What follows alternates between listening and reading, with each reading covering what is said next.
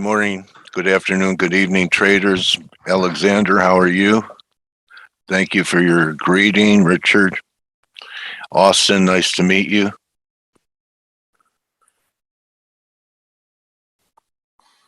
Okay, so the end came off a little bit from where Blake showed a lot of confluence up there. I had a number over 116, but you had this confirmed high here.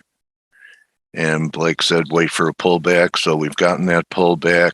Could be deeper to a half, 115.5, where this green moving average is. Hello, Sinatra. How are you? Ryan, how's it going? Alex? Morning, Dale. Hugo. Okay, so Ryan, does this bother you on long positions, or did you go to the door on US dollar yen? No, I've been sitting in this for over a year, so I'm not going to get shaken out by that. Okay. All right. Longer term objectives. Let me pull up a weekly here, and I know you're not the type to have numbers or anything like that, but gosh, I probably have to look at a monthly to see where that 120. I remember a long time ago people were talking 120, 122. Up here. For me, it was always about the 114.50, 115 area. That had been the big long top, if you like, going back years. So now we're above that. We should see some further upside. If we fail to hold on to all this in this New Year period and we get below that sort of 114.50, there's every chance we go back in the box. But while it's above this 115, I'm happy. My next big areas, I think, up at 118.60. Yeah, I have to check my chart. That's only a double top going back to, I think, 2019, 2020. Okay.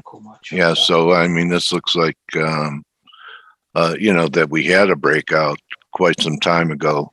So you're looking for these highs to be taken out over 123.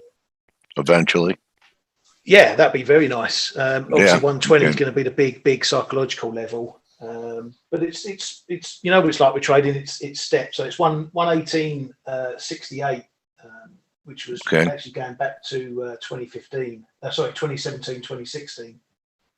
Okay, there was a double top high there, which you can see just on your chart there.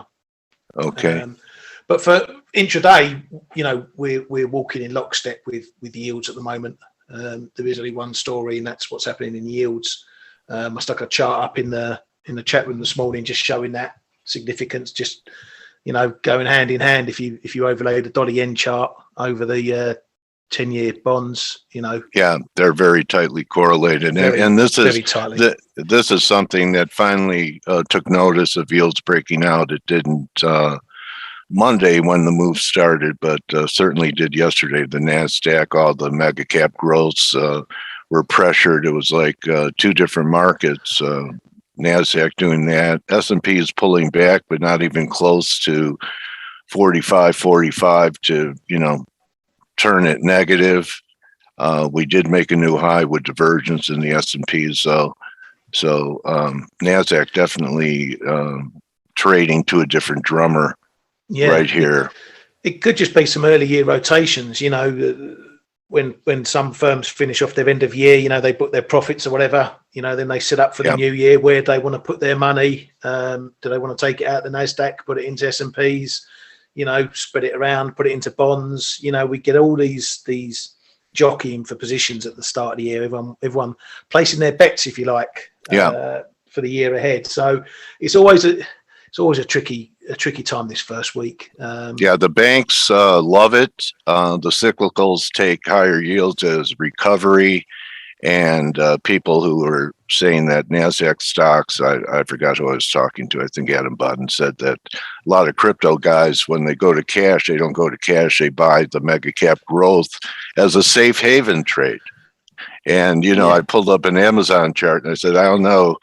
It must be new school, but I wasn't taught to, avoid risk by buying something that's appreciated 1,000%.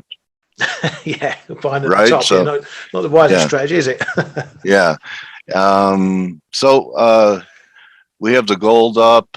Gold, looks ugly one day, looks okay the next day. We're going to make another move up here towards 1840 or so.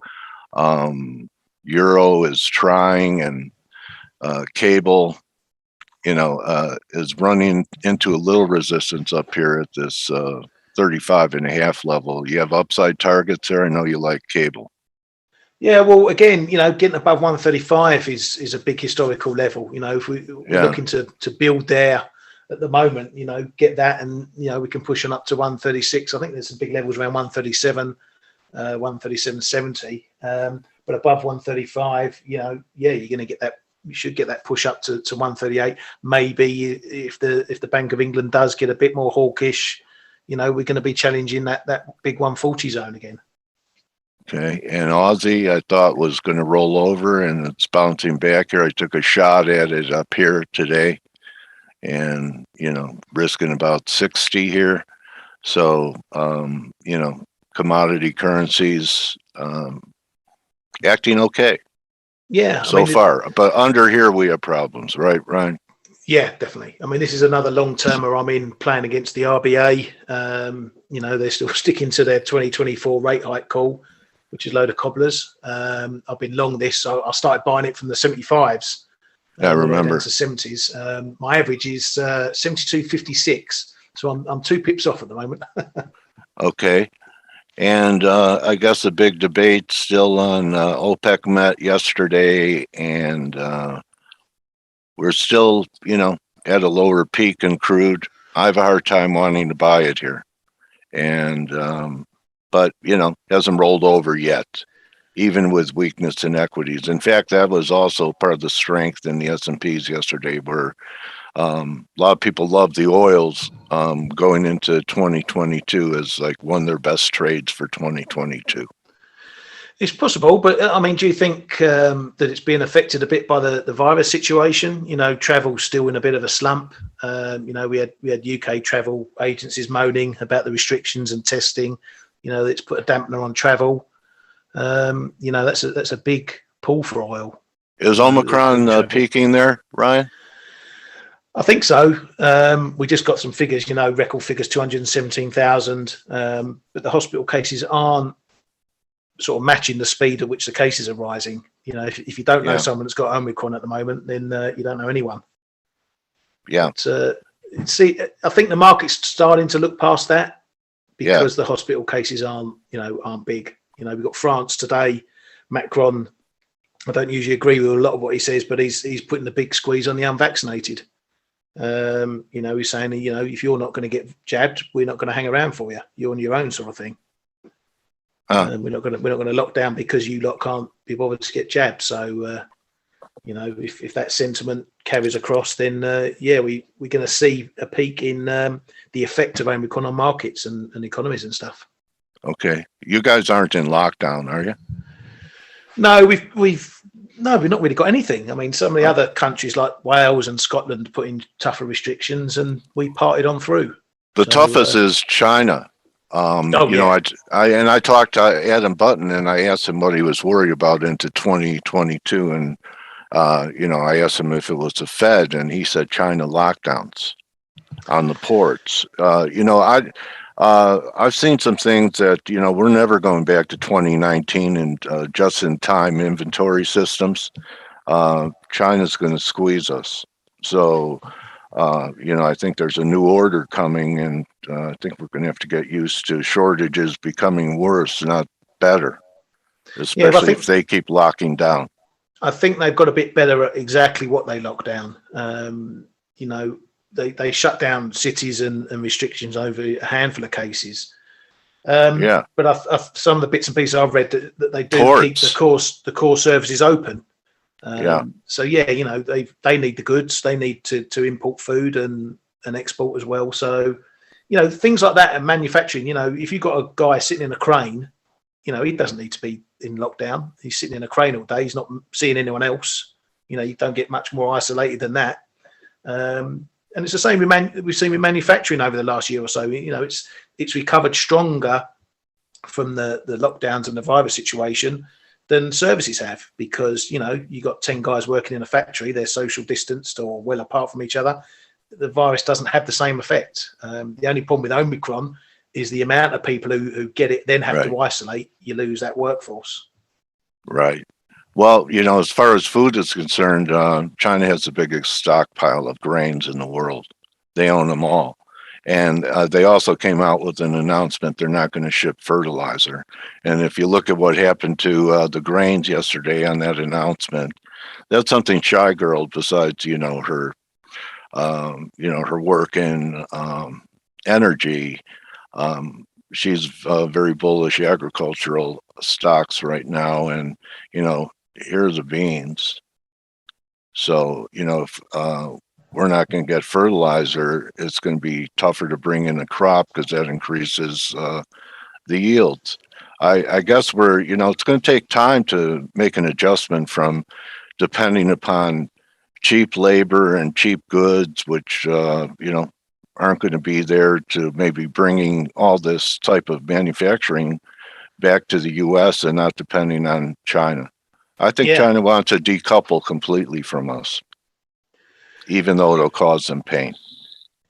They may do, but it's, like you say, it's everyone's so interwoven these days. The world's such a smaller place. It's hard to decouple. You can't just switch off and say, right, I'm not going to buy from you anymore. And it's just the same as America can't just turn around and say, right, we're going to stop importing from China. We're going to make it all ourselves.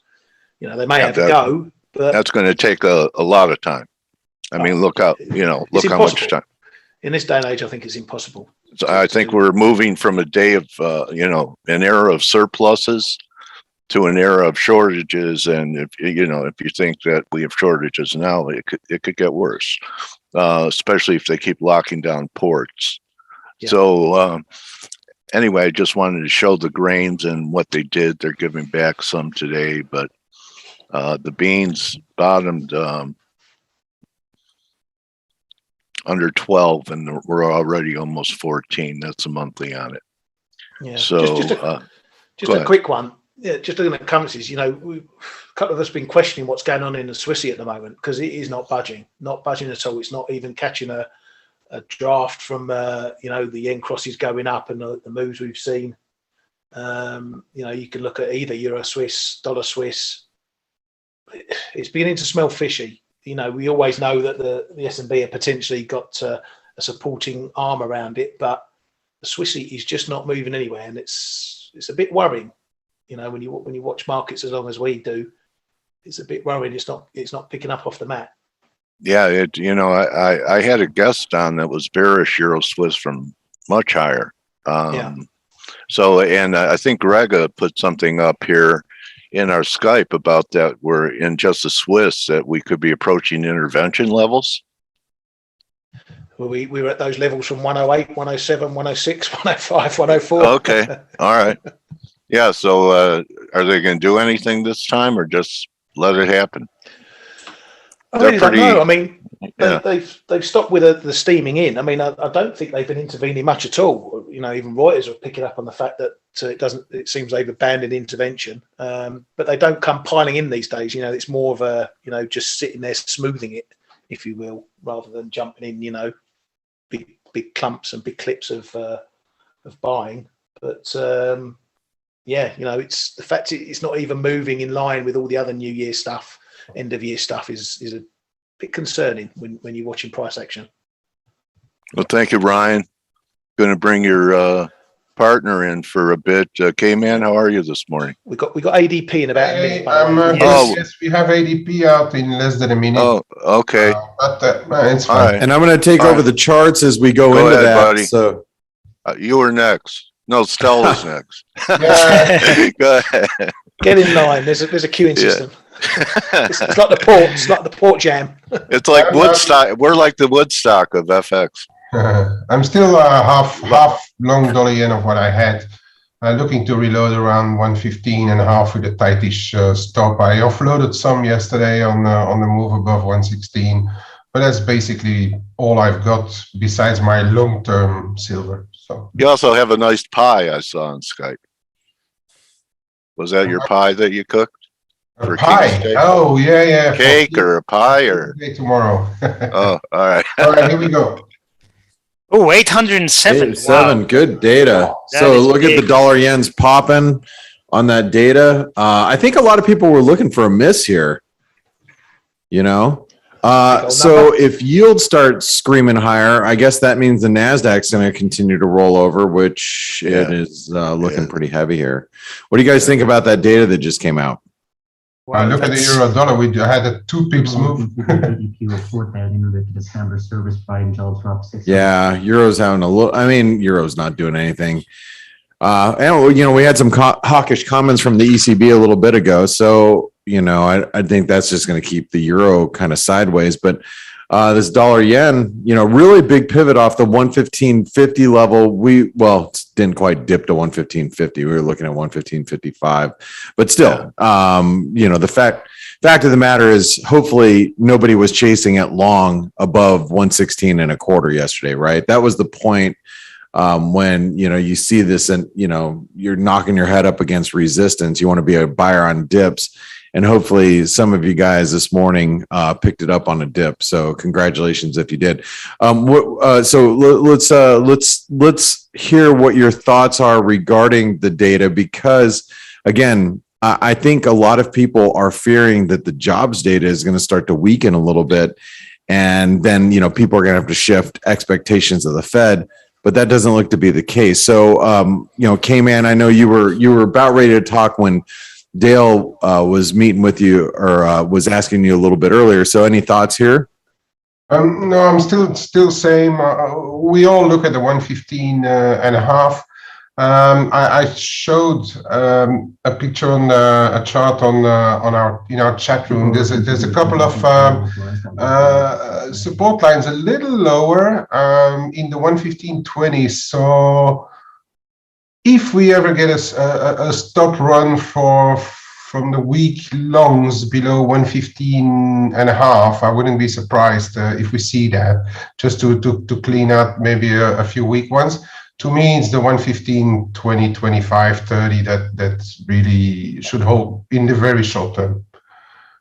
All right. Well, this data number, even though ADP is always like how do you call it, subordinate to the NFPs and that report, it should continue to underpin risk in a certain way, right? So I still think it's relatively bearish yen. Let's put it that way.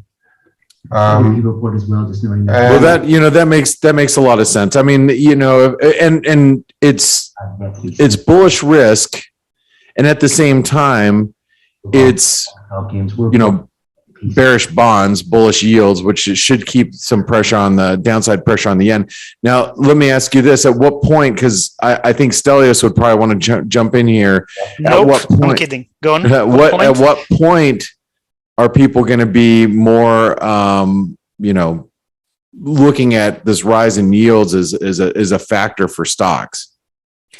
Yeah, I think the you know, earlier I was talking about the previous highs, you know, 177, wherever it was. I really think the big number is probably the big figure, you know, 2%. After that, I think people right, are gonna really start worrying. Well, I am anyway.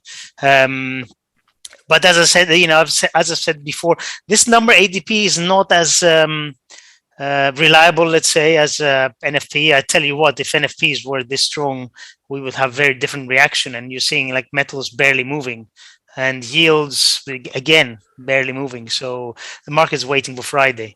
I wanted to say one thing about stocks, because we were talking about stocks earlier, and I had a conversation with a couple of friends of mine, and you know, they were saying, oh yeah, but equity indices have to go up, right? Inflation and all that. And I said, yes, of course they do, because the value of the dollar is getting reduced every year. But a chart that I look at, and I think everybody should be looking at now, is the Let's S&P. see it.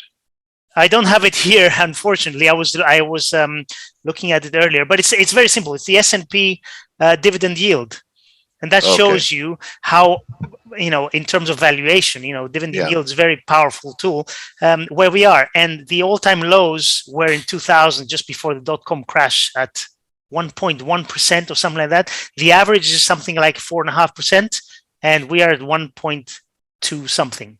Oh, so we are basically as stretched as we were in the .com boom. Having said that, that means that we are stretched, but it doesn't mean that we're going to reverse tomorrow. But just something to keep an eye out on. And, my friends were saying they're not traders, but they like to, dabble in the market and say, what do you do? Where do you invest? I said, well, bonds are out of the question because, you buy bonds. What do you get? To get any kind of decent yield after tax and commissions, you have to take stupid risk. And, Right. I'm not touching bonds. And equities, you look at this, you look at dividend yield, and it tells you that they're very overvalued. So what do? So they pile into cryptos. Right. Well, if that's where they think they're going to get the bang for the buck, right? So, hey, thanks, Delius, for your thoughts. Ryan, do you have any thoughts on this ADP number? Yeah, it's a good solid number. Any way you cut it, a number that high, 807, it's going to keep things afloat. But as we said yesterday, unless we get some bad numbers, everything's good. But that's probably going to get people revising up Friday's number a bit. Which reminds me, I need to get the NFP competition up and running now. That's probably going to be shifting some of the targets from people as well. Yeah, that's right. So, that's pretty exciting. Somebody gets to win a free month of jumping in the ForexAnalytix community. So that's good. By the way, just, if you guys want to know, this is what the ForexAnalytix community looks like. I'll just give you a quick example of, this is, you can see, I'll just show you, this is where I got up, somewhere around here, somewhere around, this is about. I need a Dramamine though. Well, actually, I have to go even further than that. This is Good Morning, and that was an hour and 20 minutes ago. So you can, that's when I first jumped in the chat room. You can see how much talking happens just this in the general chat room, and that's just the general chat room. That's not including the the Forex Flow live room, the trades room, where we're picking trades off out of the market, news and research, the Spanish chat room. So we got a lot of it's a very active community. So one of you guys or gals are going to be able to win that with Ryan. So make sure you're following Ryan on a Forex Flow Live so you can jump inside of our community and get a free month, hopefully. And ForexAnalytix, of course, because we're putting most of our stuff out on that Twitter handle now. Yeah. So there's a lot of our information that comes out here, and it's not. You guys, it's specifically for ForexAnalytix subscribers in our news flow. So, but Ryan, make sure you get on that because we're only a couple of days away. So, hey, let me ask your opinions here. You guys have been up, obviously all of you, but Dale and I, we're kind of straggling, as North Americans, we're just coming in. What are the big developments that have happened overnight that you've seen? I mean, we had some comments that came from the ECB. Should we believe them? I mean, they're talking about rate hikes, and I was like, what? Really? What do you guys think? Well, here? this guy Kazakhs, he's a known hawk. He's similarly like the Bullard of the Fed, or the Stelios of gold. Yeah, so he's been bullish. He wanted to stop QE last year, wind it all down, go to hike. So it's no real surprise the comments out of him. But as K-Man's noted, it's when the tone changes from some of the lesser hawks or even the doves. When they start changing the tide, that's when we start to take note. And I think it's coming very slowly. It's coming. They can no longer afford to ignore inflation than anyone else. But there was an interesting piece out in the FT earlier, looking at the ECB and, the fact that they've got there's two sides to it. You've got all the southern nations heavily indebted. You start slinging up rates, they get crunched and all their borrowings. And then on the other side, you've got Germany, who's only got, I think it was debt to GDP of 69% or something, while countries like Greece, 200%, Spain 180%, and so they were making a case that you've got inflation that's higher than it's been for years. And last time this happened, rates were much high. You know, Fed funds rate was around 8% last time inflation was this high. But now it's all set much lower. And the ECB's problem is how they assess all that against all the different countries that they've got to manage. You know, it's quite a challenge. You know, if you take the United States, and you know, a lot of people take for granted that we are the United States of America. But hell, if you segregated it between, like, you know, California was one country and Texas was another country, and you take like the state of Arizona that I'm in, you know, we'd be like, you know, we'd be Greece, or not really, but, you know, yeah, actually probably, you know, we'd be something, you know, in between. But, you know, take a you know, different parts of our nation would be, you know, like different parts of Europe. But we can all, you know, as one nation, follow one monetary policy, and, you know, everybody's pulling in one direction overall. And it's hard when you've got, you know, sovereign nations in Europe trying to come together. And, you know, then at some point, you know, if you're Germany, or if you're, you know, France, or whatever country that may be doing better at that time, you're like, well, do I really want to chip in towards helping out every other European country? It's tough. I mean, it's a tough game that ECB has over there.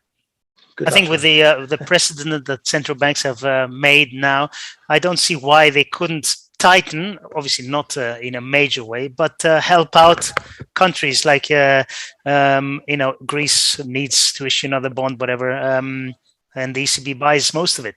You know, they can do whatever they want, you know, and they can artificially try and keep rates low, because you know it, that if you let bond markets find their own stability level, I mean, Greek debt would be a lot higher in yield than it is here. But you know, they have the flexibility, and now with that, they've been doing it for so long, they can do anything they want. So, you know, they can try all sorts of things. But I agree. You know, there's a clear divide between Northern and Southern Europe in terms of how things work and how indebted they are, and it's very, very difficult to have a single currency and single monetary policy across all these countries. And I think it was a fundamental flaw when they started this whole project, but they chose to ignore it. I don't know. And it's situations like this that show how bad the system is, I think. Right. Right. Well, yeah, and that's the thing. So I'm, you know, now we don't have to get in the conversation today. Is, you know, is the euro actually more of a project, or, you know, is it around for good? But because that's a very long conversation, and we only have a few more minutes before Dale brings on his guest. But let's turn our attention over here to gold and the precious metals. It looks like Dale's guest is more of a crypto person, so we don't have to dip into Bitcoin and Ethereum or any other cryptos at this moment. But let's look at gold. Gold's got a little bit of a bid here. It's going to be more difficult for the dollar to gain strength when you have gold that's firming up like it is, and you got silver, you know, which looks, in my opinion, you know, it has been acting a little bit better than gold. Whoops, I didn't mean to do that. It's been acting a little bit better than gold, but, you know, gold and silver both look like they're firming up here post ADP data. There's silver, here's gold. And what are your thoughts here? You guys have any thoughts on? No, I shouldn't ask Stelios. He's always bullish. You know what? I'm not at the moment. You know, I still think let's hear it. They haven't convinced me. I think they're going a lot higher eventually, but they haven't convinced me yet with this price action. And we need to see how they react as the Fed starts unwinding, starts tapering completely.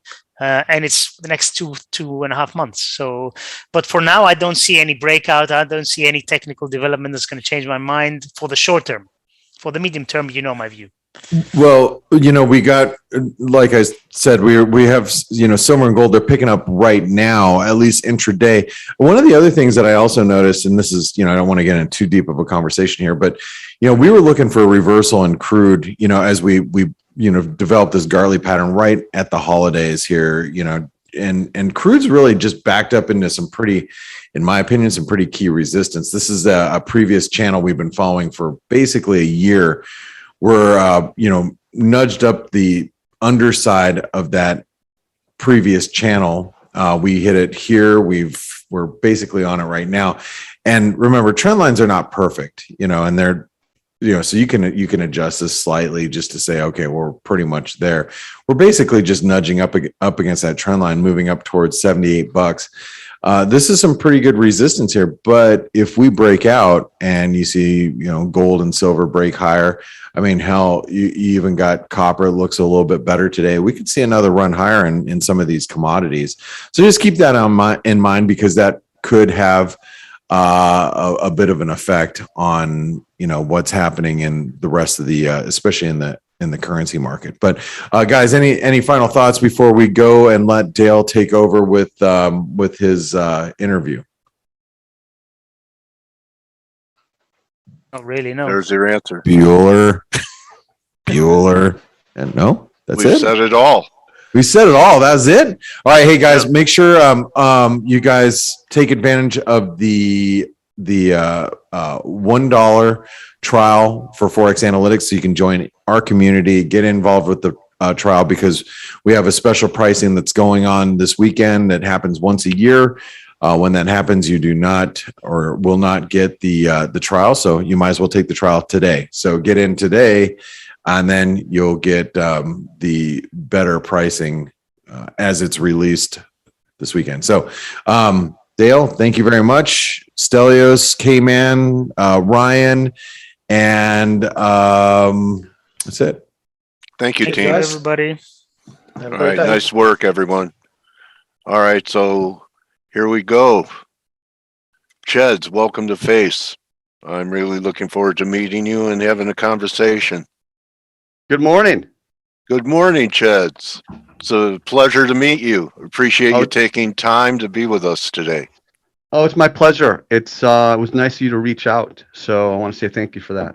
All right. Well, do you want to share your screen? Are you going to be showing any charts when we I can talk do that. more? Yeah. Whatever. Okay. Sure. Should have we it go ready. with should we be brave and go with cameras? Yeah, I'm okay with that. I can do a camera. All right. Okay. We'll go with cameras too. So here you go. It's nice to meet you. I've been to your YouTube channel, and I know a little bit about you. Besides a trader, you're an author. You've written a couple of books, and you were the original analyst on Bitcoin Live. And what I'm interested in, and our audience, is the journey that traders take to get from point A to point B. And I was wondering if you could jump into a time machine and take us back to perhaps your first gig in the industry. Absolutely. Well, once again, I definitely want to say thank you for having me here. And if you do hit that start video, I can, allow me to start the video. I can definitely join the party. Okay. I don't, Blake or anyone, I don't know my Ched's video. Let me see here. Mute, allow, put on hold. I don't know. I tell you what. No problem. I'll take my mug off. All right, and we'll just talk charts here. All right. All right. There we go. Right. So once again, thank you. I've been trading for probably about 15 years, and for most of that, I was kind of chasing my tail.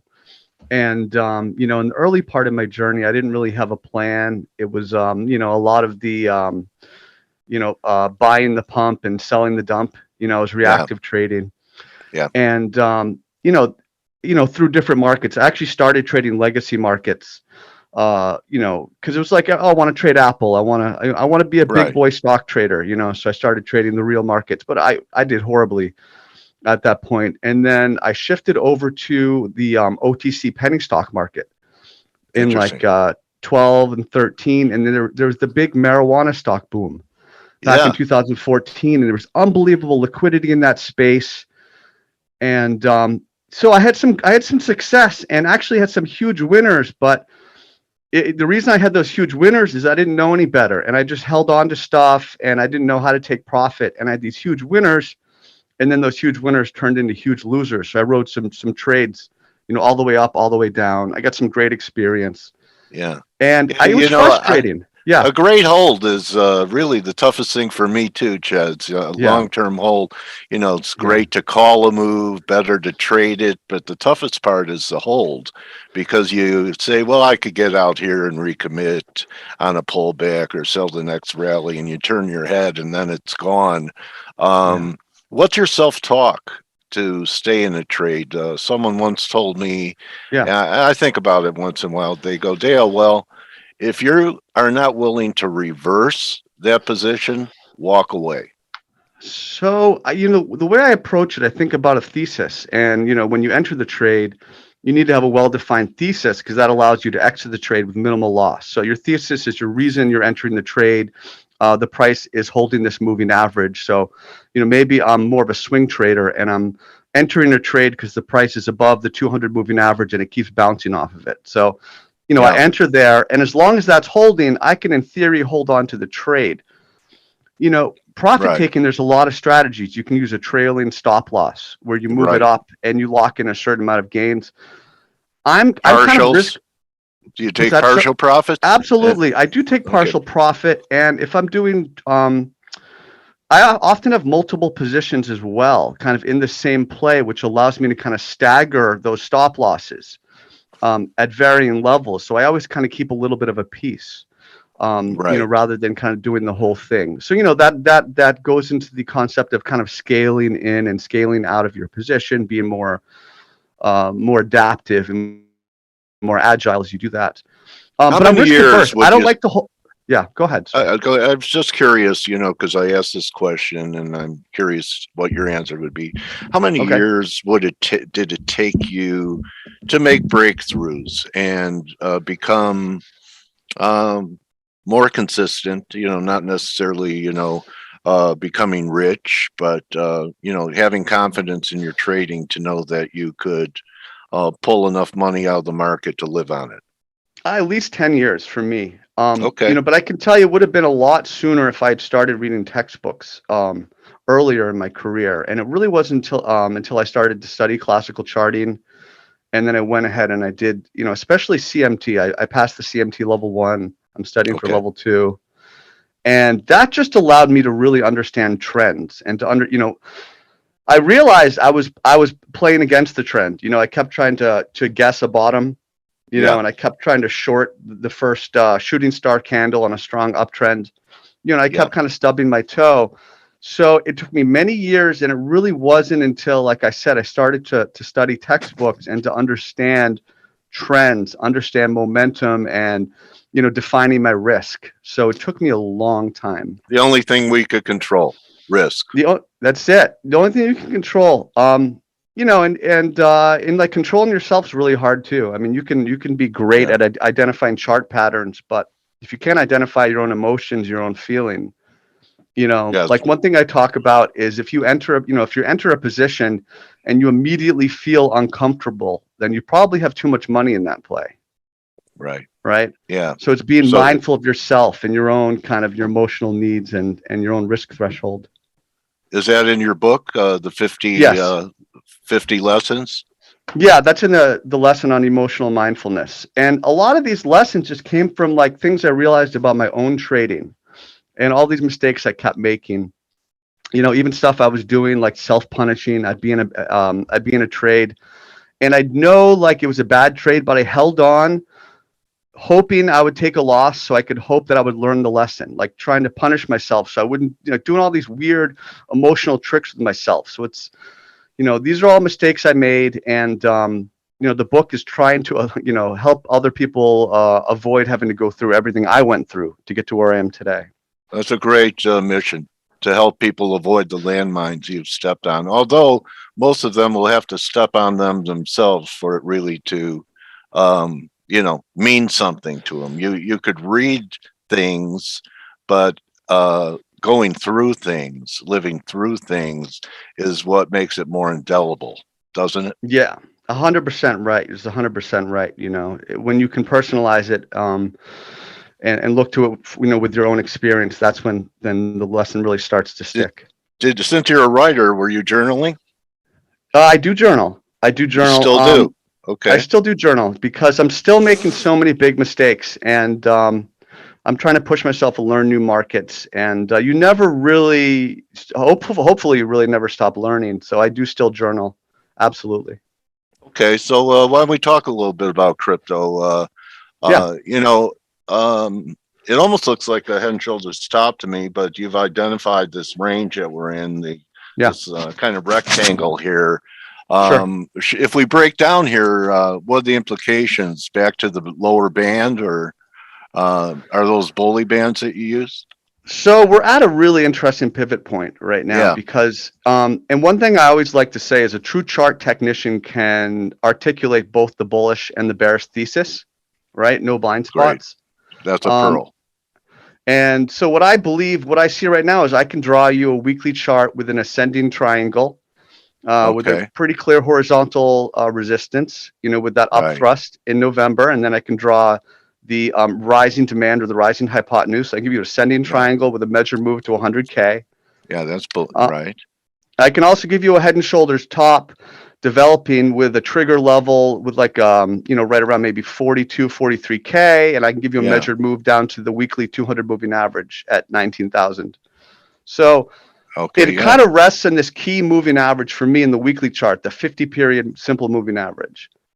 And if you look at the move, and ever since it accelerated on that 14,000 break, back at late 2020, right.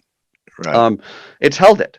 And we tested in May, we tested it in June, we tested in July, we tested the area in September. We're testing it right now, and we're really in danger of losing it. Yes. Your job as a technician is to identify the trend and then ride the trend as long as it's profitable. And while you're doing that, you're looking for signs of weakening. So, we have some signs of trend weakening, but oftentimes the best entries will come kind of when that trend is most threatened. So, it's such a critical point right now. Let me ask you this. It is such a critical level right here.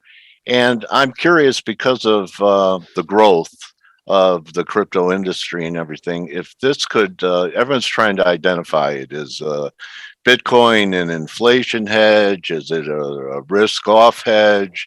Is it what kind of hedge? Is it possible that if Bitcoin breaks down here, that it's going to have impact on the legacy markets? I like to know my strengths and weaknesses, and it's one of those things where I'm like probably the wrong guy to ask that question to. Okay, probably anyone would try and answer that question. So you should try. Indeed. But I like to hear the ice crack. So I think about these things, and if this happens, what's a correlated effect in different markets? So I was just thinking that maybe if Bitcoin, which is a sign of a new age and rampant speculation in altcoins and NFTs, and Melania's putting out an NFT, and all of these things that are getting all this hype. Matt Damon's making commercials, and Tom Brady, if he didn't trade crypto, would be broke. So he's trading crypto.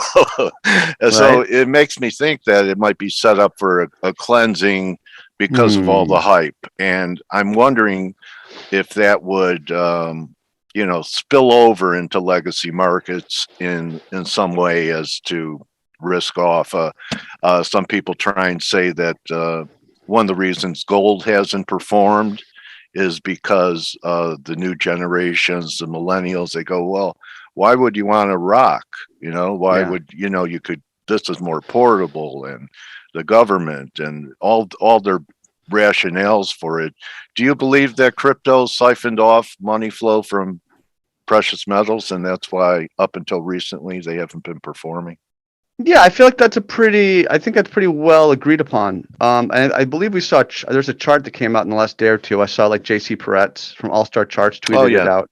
And the idea of like the store of value market. And for someone like me who's not a great fundamental analyst, I try to be really good at what I do, a technical analyst. I do at least understand that you can argue that Bitcoin is a store of value, a digital store of value. It's a hedge against inflation. That's maybe the full extent of what I know, but okay. I guess it's got 20% of the quote unquote store of value market.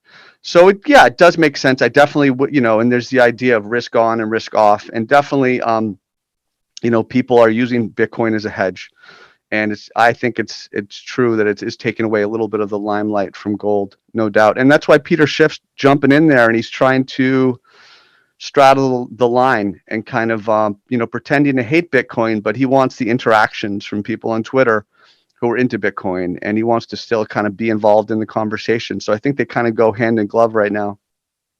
Yeah. Yeah. Peter's kind of been one note musician. I just, I want to know what you think about a lot of people are now using crypto to have yields on their investment by staking new deals. A good friend of mine, Scott, was telling me about that builds the long-term case for it really becoming an important instrument, because if some of these startups work, it's kind of like how the pink sheets and bulletin board stocks used to be, only crypto, right? Yeah, absolutely. I have a friend who's involved in really the early stage financing. And, it's like one of those things where they invest in 30 of them. And the idea is that one or two really take off. And it will I heard there's yields involved in it too. You also get paid like about 7%. Yeah, some of these have the yields. Yeah, absolutely. And I was having a debate with some people. I interact with people through Twitter, and people ask me about a chart, and I say, oh, this one looks doesn't look so good. Why are you in it? And they say, well, I have a yield, and I say, okay, well, I get that, because I have my own dividend portfolio, and of course, I try to time my entries. I'm looking to buy dips in kind of uptrends. I'm not just trying to buy the top, but the yields definitely help people to hold. And so it's almost like a mechanism within the industry itself, which helps. It's a self-preservation mechanism. It's an incentive for people to hold and to kind of keep it all going. So it's a good 7% in a yield-starved environment is pretty good. Although I've been taught the higher the yield, the higher the risk. That's why you get the high yield. That's why you get the high yield. It is to get you there, to hang in there. Okay, so are you going to? What's going to be a trigger for you out of this formation? Do you need a close or two? Intraday. I know in your experience you've seen so many false breakouts and breakdowns that turn out to be good trades if you have the head to reverse. But tell us tactically how you're going to handle this Bitcoin chart, and if you have to go even shorter term, that's fine. Sure. So, I mean, the idea of confirmation is an interesting topic because they're, in classical charting, there's a lot of ways to do it. You can do one close. That's something else I wanted to ask you. Was most of your influence in CMT, or were there other authors that kind of helped you make breakthroughs? Like, my Bible was Edwards and McGee, Technical Analysis of Stock Trends. I mean, you're going back, centuries. I'm kidding. You're right. Decades. No, you're not that far off. I mean, I started, for centuries. I started out with Nissen and candlestick analysis, which is, rice futures from the 1800s or whatever. And I started with that.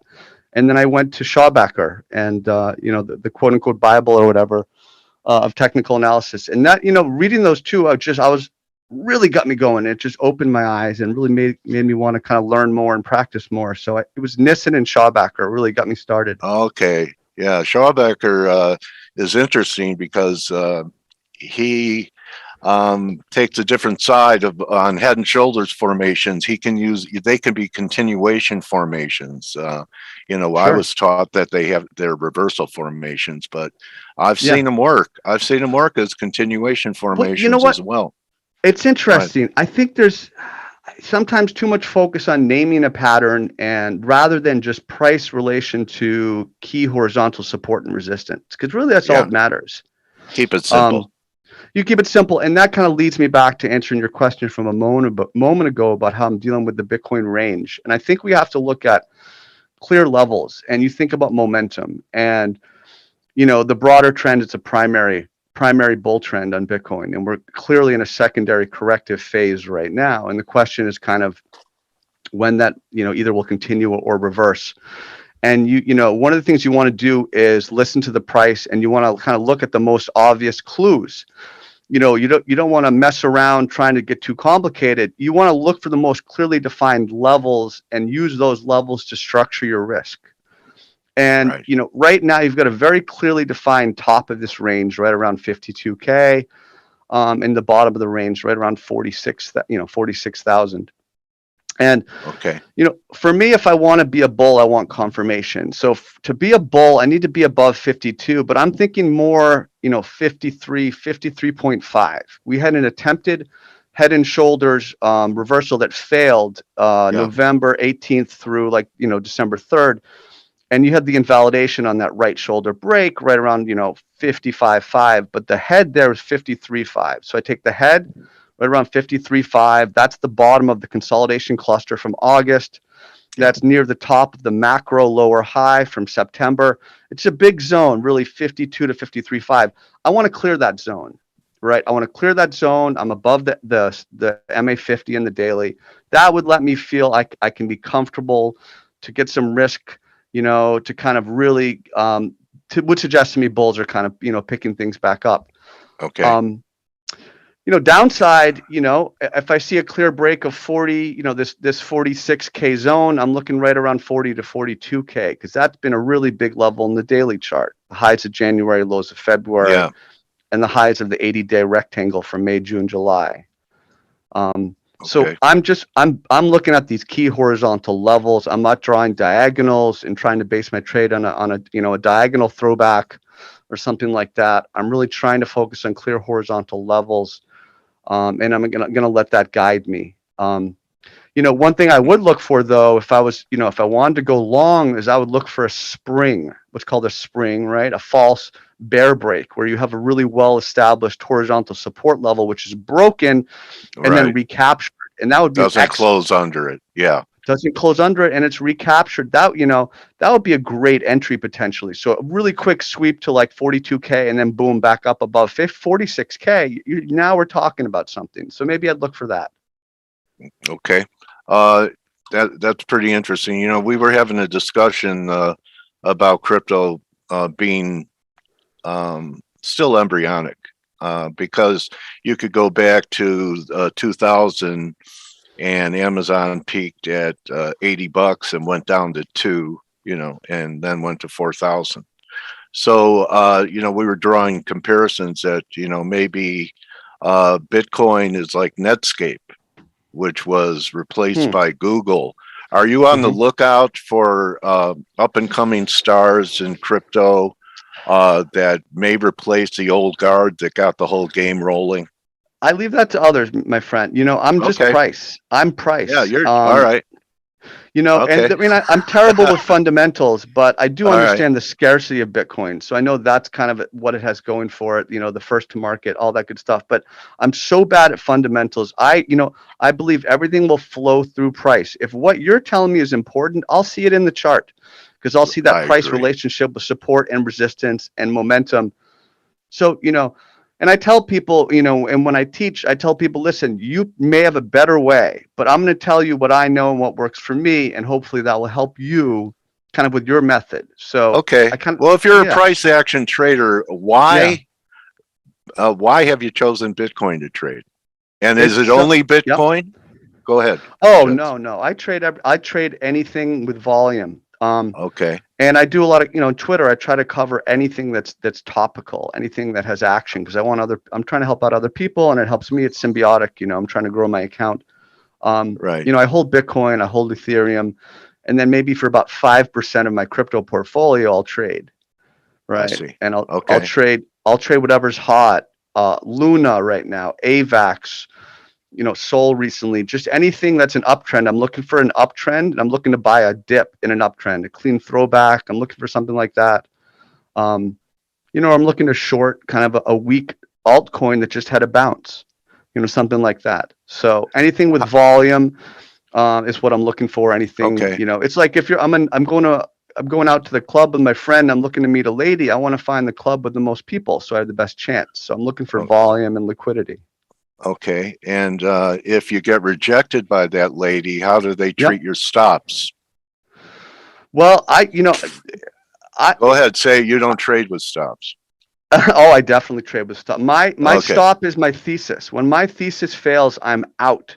But not a hard stop. It's in your head where your thesis fails, right? No, it's clear. I try to structure my trade based on a clearly defined horizontal level most of the time, because I'm not a good trader, so I'm trying to make it easy on myself. I want to give myself a clearly identified fail point because I'm trying to live for the next trade, right? I'm trying to get my trade into profit as soon as possible.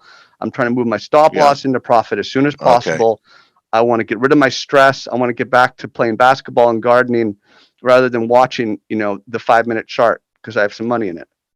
All right. I want to learn from you right here. And you bring up you try and eliminate stress. Yeah. My oncologist, when I was going through colorectal cancer 6 years ago, told me to de-stress. Yeah. And I said, well, I'm a trader. That's my livelihood. I don't know how I'm going to accomplish de-stressing. How do you de-stress, Jeds? I mean, how do you deal with this? Is one of the most stressful things you could choose to do, I think, in the world. There's probably others, but this is especially since it went 24/6. It wasn't as stressful in the old days before all these new instruments came on board, and FX is 24/6, where I could know the market's closed. Right. And I didn't have to think about anything happening till the next morning. So what's your self-talk for de-stressing? Do you ever just get flat and walk away for a while? Stop trading for a while? Absolutely. Okay. Yeah, I'm a fellow cancer survivor too, so I want to say I saw that. Respect to you for that.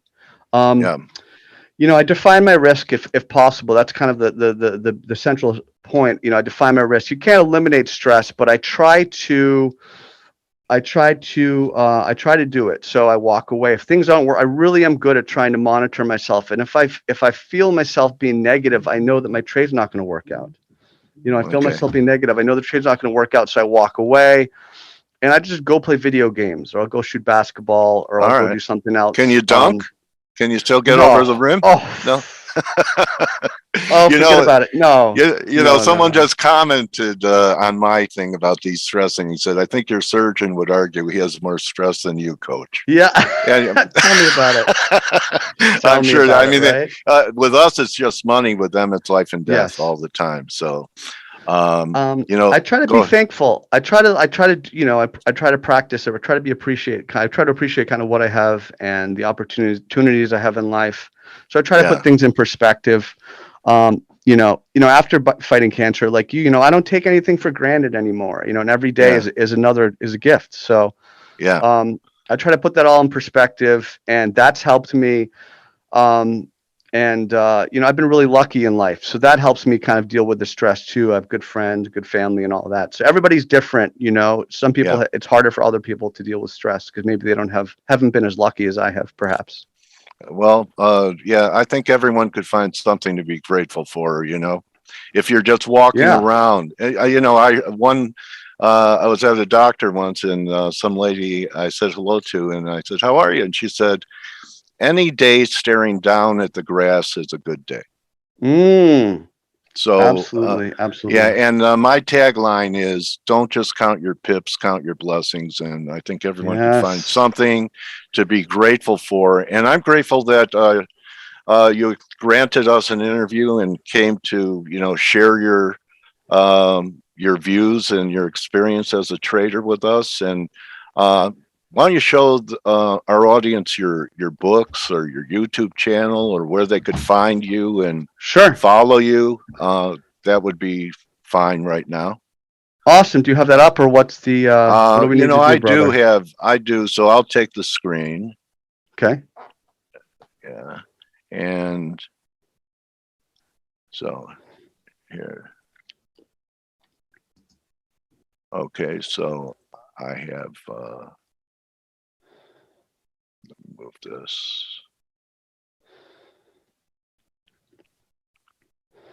Here's Chad's YouTube channel. And there you go. And here's his book, Trading Wisdom. It's an Amazon #1 bestseller. Congratulations. Thank you, my friend. And then I'd like to his battles with cancer that made trading kind of a walk in the park. Getting stopped out in the market is better than getting stopped out in the hospital. So so true. I really appreciate getting to meet you. And encourage people to learn from others. You know, I say this about experience. You can't learn it. You have to live it and go through things, but you can learn from the experienced. And I appreciate you being here, and I learned from you today. So, Cheds, you made it through an interview with Dale Pinkert. You're now my trading warrior brother. My man, I really appreciate that. It was very kind of you to reach out, so thank you for that. We'll do it again, and good luck on whichever way Bitcoin resolves itself. You know, I kind of think that I'm leaning towards some type of capitulation cleanse towards 20 and then back up the truck. So yeah, we'll see what happens. Either way, we'll try to have fun. Tincture of time. Yes, brother. Thank you so much. I wish you all the best going forward. Thank you so much, Cheds. Everyone, that's going to be a wrap. Thank you for your attention. You know where to catch Cheds. There he is. Looks like he has a nice little setup there in his office. And as I said before, don't just count your pips, count your blessings. And you could join the team in 15 minutes for the morning edge. And we'll see you tomorrow. Adios, and thank you again, Ched. People enjoyed it.